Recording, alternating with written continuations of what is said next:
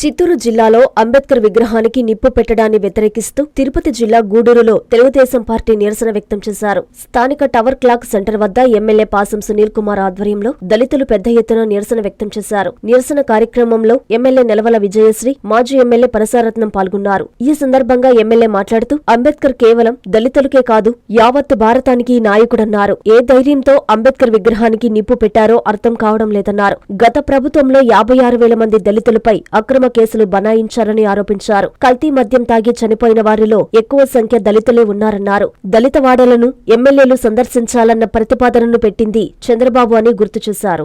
మన నాయకుడు doctor BR Ambedkar గారి విగ్రహం కాల్చడం గురించి మాట్లాడడం నిజంగా చాలా దురదృష్టకరం.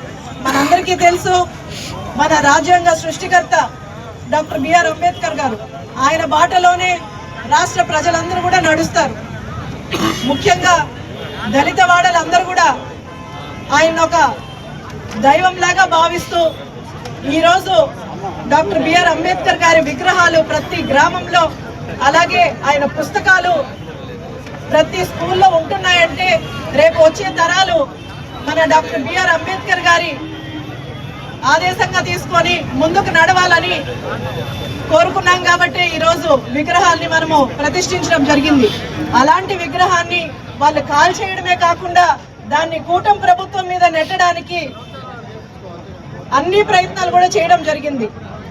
ఆదివారం అర్ధరాత్రి 2 గంటలకు వెళ్ళి ఆ విగ్రహాన్ని కాల్చడమే కాకుండా అక్కడ సీసీ ఫుటేజ్ ఆధారంగా తీసుకొని అలాగే కాల్ డేటా ఆధారంగా తీసుకొని ఈరోజు పోలీసులు వాళ్ళని శిక్షించడం జరిగింది. వాళ్ళని పోలీస్ స్టేషన్లో పెట్టడం జరిగింది. అదే అక్కడ సీసీ ఫుటేజ్ లేకపోయినా లేదా ఆధారాలు దొరకకపోయినా వాళ్ళు కూటమి ప్రభుత్వం మీద నెట్టడానికి ఏమాత్రం కూడా ఆలోచించట్లేదు. ఇలాంటిది యథా రాజా తదా ప్రజ అంటారు. రాజు ఎలా వెళ్తే వెనుకున్న ప్రజలు కూడా అదే వెళ్తారు అనడానికి ఇదే నిదర్శనం. భారత రాజ్యాంగ నిర్మాత ఈరోజు భారతదేశంలో అందరూ కూడా రాజ్యాంగాన్ని చదువుతూ పార్లమెంట్లో, అసెంబ్లీలో అన్ని నడిపిస్తున్నారంటే ఆ మహానుభావుడు పుణ్యం.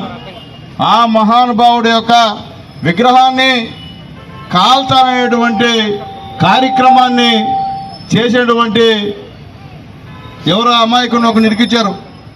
దాని వెనకాల చాలా పెద్ద పెద్ద పనులు ఉన్నారు. ఎందుకంటే మనకి అలవాటు చేసేది పెద్దోళ్ళు, ఇరుక్కునేది దళితులు. కేసుల్లో దళితులు, చంపేది పెద్దోళ్ళు, కేసులు మన పైన ఉంటాయి, నాన్ అవైలబుల్ కేసులు అన్నీ కూడా. ఇది తరతరాలుగా అలవాటు అయిపోయింది. ఎందువల్లంటే అక్టోబర్ 2వ తేదీ అర్ధరాత్రి 2 గంటలకి చిత్తూరు జిల్లా వెదురుకుప్పం మండలంలో అక్కడ ఉన్నటువంటి గ్రామంలో డాక్టర్ బిఆర్ అంబేద్కర్ గారి విగ్రహానికి నిప్పంటించారు.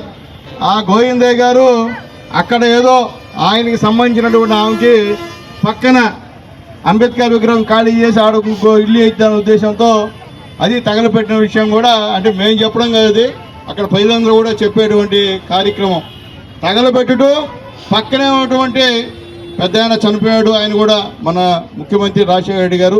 ఆయన విగ్రహానికి మాత్రం నిప్పులు గిప్పులు పోలా. కేవలం మన రాజ్యాంగ నిర్మాత, మన దేవుడు డాక్టర్ బాబాసాహెబ్ అంబేద్కర్ విగ్రహానికి మాత్రమే ఆ యొక్క నిప్పుల్ని పంపించే విధంగా ప్లాన్ చేసినటువంటి వాళ్ళకి నిజం చెప్తున్నా బాబు, ఖబర్దార్. ఎందుకంటే మీరు అంత తేలిగ్గా అంచనా వేయదు మమ్మల్ని. మీరు అమాయకులు అనుకుంటున్నారేమో. మేము ఒకటే, నమ్మితే ప్రాణాలు ఇస్తాం, నమ్మకపోతే దింపేస్తాం, కిందకి దింపుతాం, ఏమన్నా చేయగలుగుతాం. ఆ సత్తా మాకుంది, గుర్తుపెట్టుకోండి.